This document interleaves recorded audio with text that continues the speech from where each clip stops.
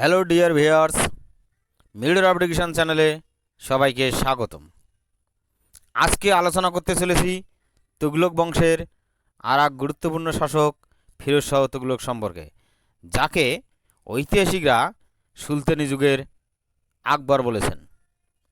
মিডর application চ্যানেলের পক্ষ থেকে সবাইকে অনুরোধ, চ্যানেলটি অবশ্যই সাবস্ক্রাইব করবেন এবং লাইক শেয়ার কমেন্ট করবেন। আসা যাক এখন আজকের আলোচ্য বিষয় ফিরোজ শাহ তুগলক। সুলতান গিয়াসউদ্দিনের ভ্রাতা রজবের পুত্র ছিলেন সুলতান ফিরোজ শাহ। স্যার উইলসি হেক তাকে রোমান সম্রাট অগাস্টাসের সঙ্গে তুলনা করেছেন। কার সঙ্গে তুলনা করেছেন? রোমান সম্রাট অগাস্টাসের সঙ্গে।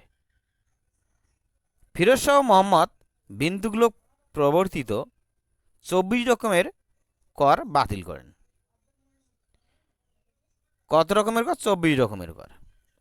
ফিরোজ শাহ তুগলক ধর্মাশ্রিত রাজতন্ত্রের আদর্শ দ্য থিওরেটিক মোনার্কি প্রবর্তন করেন এবং নিজেকে খলিফার ভিত্ত বলে আখ্যা দেন। ফিরোজ শাহ তুগলক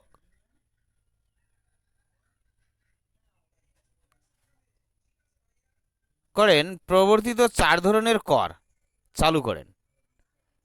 এই করেন কথাটা বাদ হবে।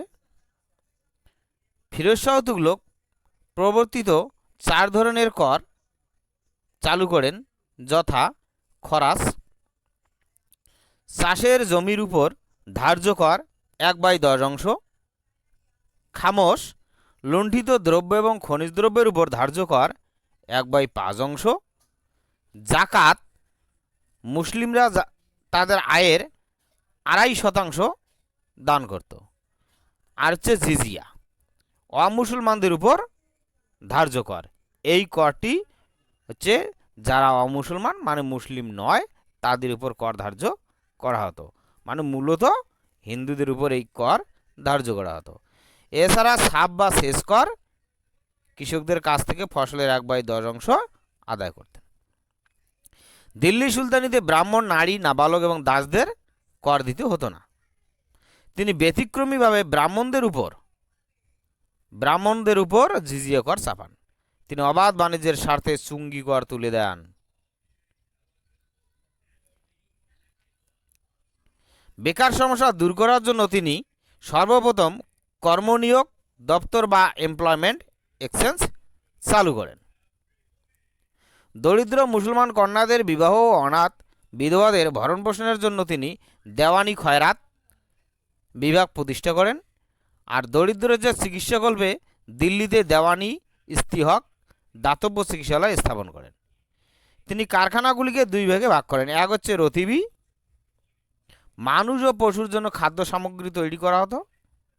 2 হচ্ছে গয়ে রতিবি, পোশাক পরিচ্ছদ ও অন্যান্য সামগ্রী তৈরি হতো। তার নির্মিত 3টি শহরের মধ্যে ফিরোজাবাদ তার নাকি খুবই প্রিয় ছিল। তিনি যমুনা নদীর তৈরি এই শহর তৈরি করেছিলেন। বর্তমানে নিউ দিল্লির কোটলা মনে করা হয় ফিরোজাবাদের অংশ। আপনারা জেনে থাকবেন ফিরোজ শাহ কোটলা নামে একটি স্টেডিয়ামও রয়েছে ভারতবর্ষে। শতদ্রু থেকে ঘরঘরা পর্যন্ত 96 মাইল এবং যমুনা থেকে হিসার পর্যন্ত 150 মাইল সেচখাল নির্মাণ করেন তিনি। বজ্রাঘাতে ক্ষয়প্রাপ্ত কুতুব মিনারের সংস্কার করেন ও 15 ফুট উচ্চতা বৃদ্ধি করেন। তিনি পুরীর জগন্নাথ দেবের মন্দির ও কাংড়ায় জ্বালামুখী মন্দির ধ্বংস করেন। তার আমলে স্থাপত্যে 2 ধরনের শৈলী পরিলক্ষিত হয়, এক বাত্তার, 2 হচ্ছে সাজ্জা।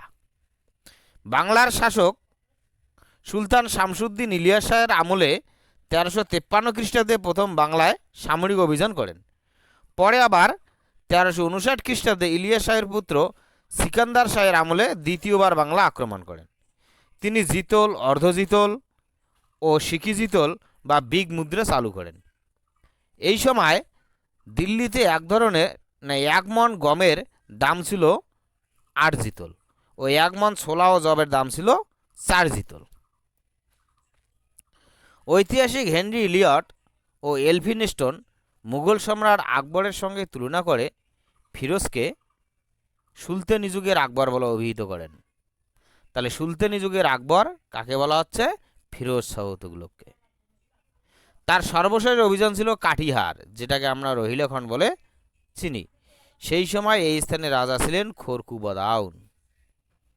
ফিরোজ শাহ মৃত্যুর পূর্বে তার পৌত্র ফতকার পুত্র তুগলক শাহ দ্বিতীয় গিয়াসউদ্দিন তুগলক, যার নাম, এই তুগলক শাহকে উত্তরাধিকারী মনোনীত করেন। 1388 খ্রিস্টাব্দে 20 সেপ্টেম্বর ফিরোজ শাহ তুগলক মৃত্যুবরণ করেন। তিনি হিসার অঞ্চলে বহু খড়ক বা পশুশালা স্থাপন করেন। তিনি রাজদর্পণের ফার্সি অনুবাদ করেন।